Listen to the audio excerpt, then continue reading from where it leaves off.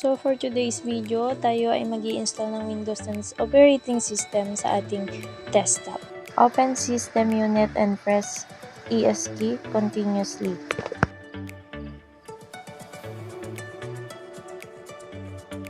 Press F10 to select BIOS setup. Go to Storage and select Boot Order and select Enter. Go to Legacy Boot and go to Kingston Data Traveler 3.0. Select Enter and press upward button in your keyboard. Press F10 to accept.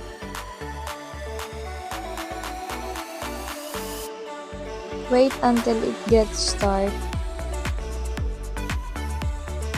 So ito ay aabutin ng mga ilang minuto. So pag na-open na, choose English, US, then next. Then click install.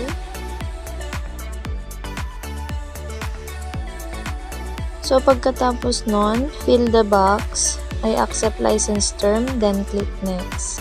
Select custom install. Then delete all partitions.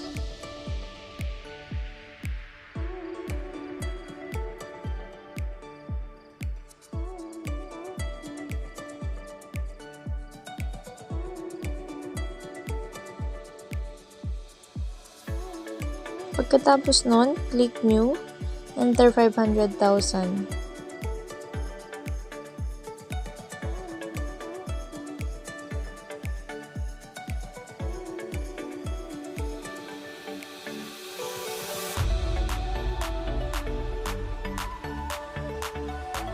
At select unallocated space, click New and apply.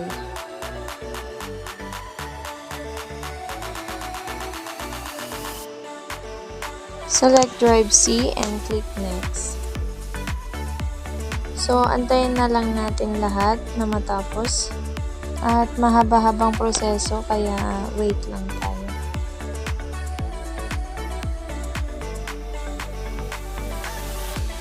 Ayan, malapit nang matapos.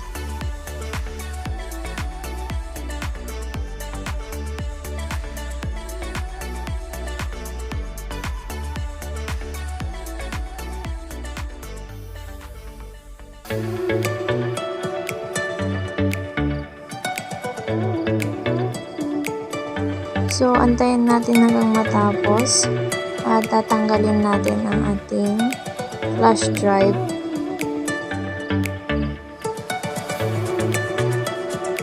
At dito talaga ay aabutin ka rin ng mga ilang minuto.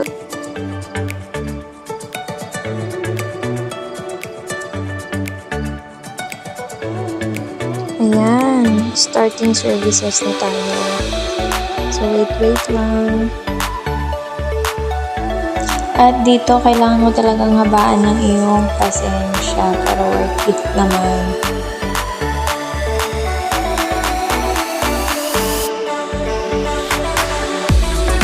At dito, select your region. At yung keyboard, click next lang. So, just a moment. Yan. Connect your desktop into a internet. So, kailangan natin siyang i-connect to make na ma-internet ka.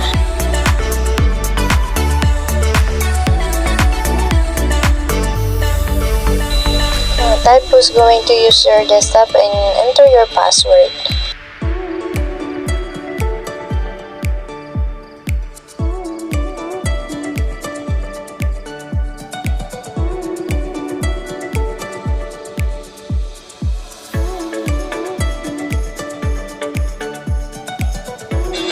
So, ganun lang. Sa mga sumusunod, answer the following questions na lang.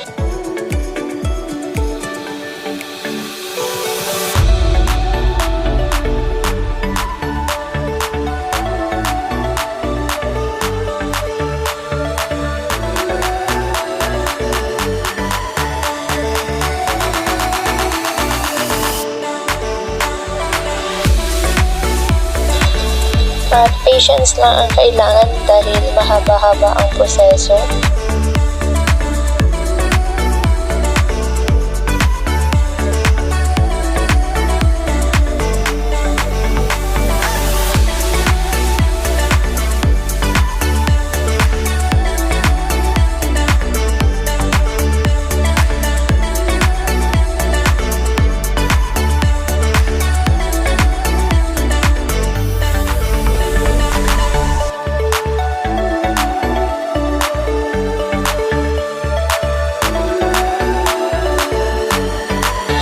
So, sabi sa ating desktop, this might take several minutes, so patience.